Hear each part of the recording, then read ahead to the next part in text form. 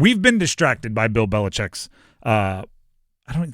antics. What do we call it? Like off the field news? I don't even know what to call it. His interviews / relationship with his girlfriend. We've just been distracted by Bill. By Bill Belichick, which is absurd based on his history of like no distractions. But we've been distracted by Bill Belichick, and meanwhile, UNC's been putting together what I think is a very interesting transfer portal class. Now, let's set the tone here, or set the expectations here. When you have a new coach, the first couple of years will be portal heavy. It's no different than what Will Wade, the new head coach of NC State, said at his intro presser or intro media availability, where he was like, we have a plan for how we want to use the portal. Can't do it the first 2 or 3 years because it's just there's turnover and we're making the program ours. Same thing with Belichick. So this might not be how they always do it volume-wise, but I kind of like the lane they're filling while we're all distracted by like the tabloids and, oh my goodness, is he really letting his media be decided by this 24-year-old and while TMZ is getting their clicks, UNC has brought in a boatload, at least commitments, from Power 4 transfers. Okay, so these are players that were on rosters in one of the Power 4 conferences, which is, I think, important because that shows a certain level of recruiting pedigree, and usually that comes with raw ability, right? You don't get, even if you're not super productive at your school, you don't get that opportunity unless coming out of high school, size, speed, height, those things were kind of boxes checked. I'm just going to run through them. You don't need to you don't need to go ahead and remember these. You're not going to be quizzed on it. But just the volume of it and kind of the gist of it is what I want you to get. Just today, Inside Carolina reported that Oklahoma State transfer linebacker Jonathan Agumadu committed to the Tar Heels. Yesterday, there's some official signings from Shamar Easter, tight end from Arkansas, Gregory Smith, a safety from Florida. Just within the last week, more signings from Christian Dunbar Hawkins, safety UCLA, Ja'Kai Moore, interior offensive lineman from South Carolina. If you look at just their list of transfers, there's Isaiah Johnson, defensive lineman from Arizona, DeAndre Robinson, defensive lineman from Florida, Joseph Mapui, and I apologize if I get any of these pronunciations wrong, edge from Penn State, Benjamin Hall, running back from Michigan, Adrian Wilson, wide receiver from Colorado, Mekhi Gabayor, linebacker from Missouri, Dayton Sneed, wide receiver from Tennessee, Smith Vilbert, edge from Tennessee, and I didn't even write them all down.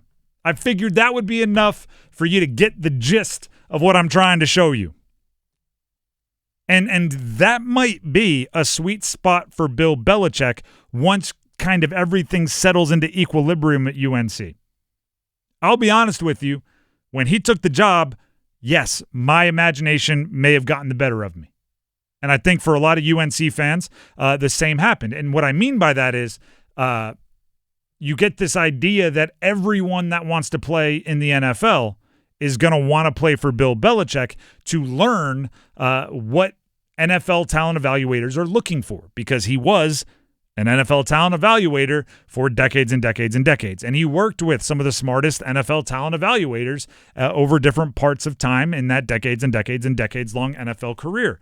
So your mind jumps to, oh, this first rounder and this guy and that guy and this 5-star are all going to want to play for him. When in actuality, those guys might not need him. Right? If you're a projected first-round pick, sometimes you don't even have to develop as a football player or produce as a football player to end up a first-round pick. Who was the edge rusher that you very much did not want the Panthers to take in the first round? Shamar Stewart. Shamar Stewart didn't need to go out there and have a coach teach him the intricacies of edge rushing so he could pile up sacks to be a first-round pick. All he had to do was be big, tall, strong, and fast and light up the combine, and he was a top half of the first-round pick. Right? He was a player that people couldn't wait to draft.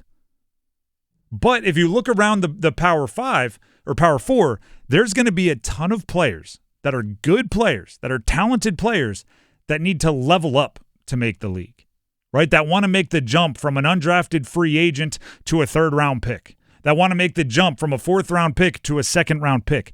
Those guys, and by the way, might jump from completely off the NFL radar to just on the radar, right? They just want to have the opportunity to live out a dream. Those are the guys that need Belichick. Get that camp invite. Yeah, exactly. Those are the guys that need Belichick.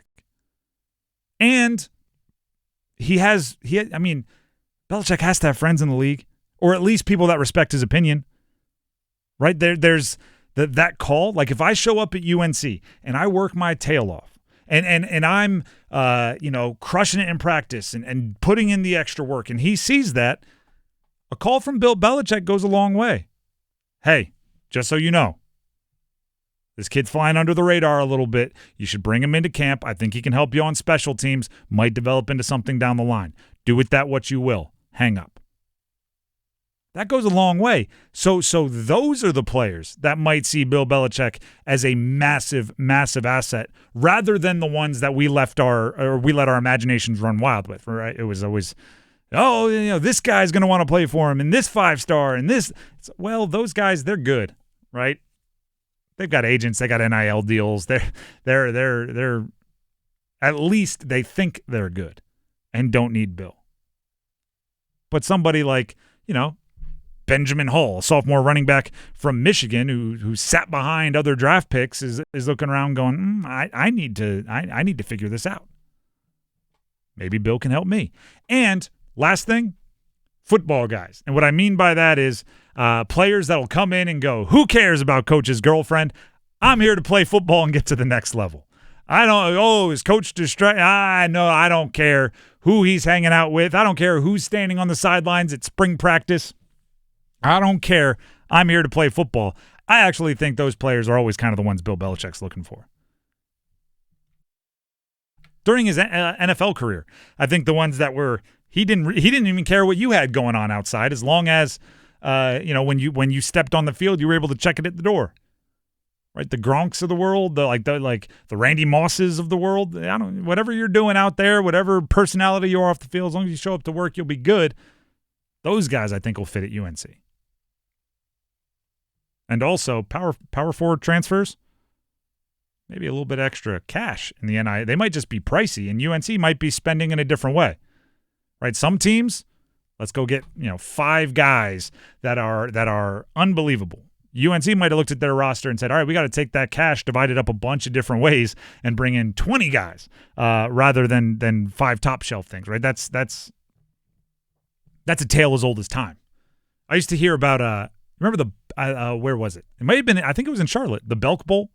Remember the Belk Bowl? Oh, yeah, Belk Bowl. He used to be in Charlotte. Used to be to be the Continental Tire Bowl before that. Yeah. That was the Duke's Mayo Bowl. When it was Belk, I knew some guys that played in it. They gave you like their bowl gift was like a $1,000 gift card to Belk, and they went and spent it as a team.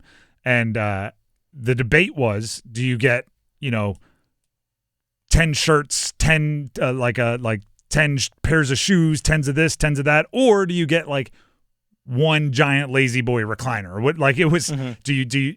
That might be what UNC's also doing here, where they were like, we could have afforded, one of the best quarterbacks in the portal and just spent all our money on the recliner.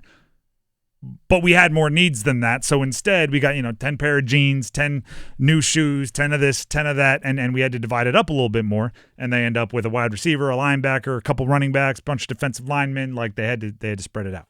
Either way, I think the portal class is coming together nicely. And, I never thought this would be the question, but as long as Bill Belichick can put them all together and make it work as a football team, I think they'll be a nice little squad next year. How good? We'll have to wait and see. And there's still more time to add in the portal.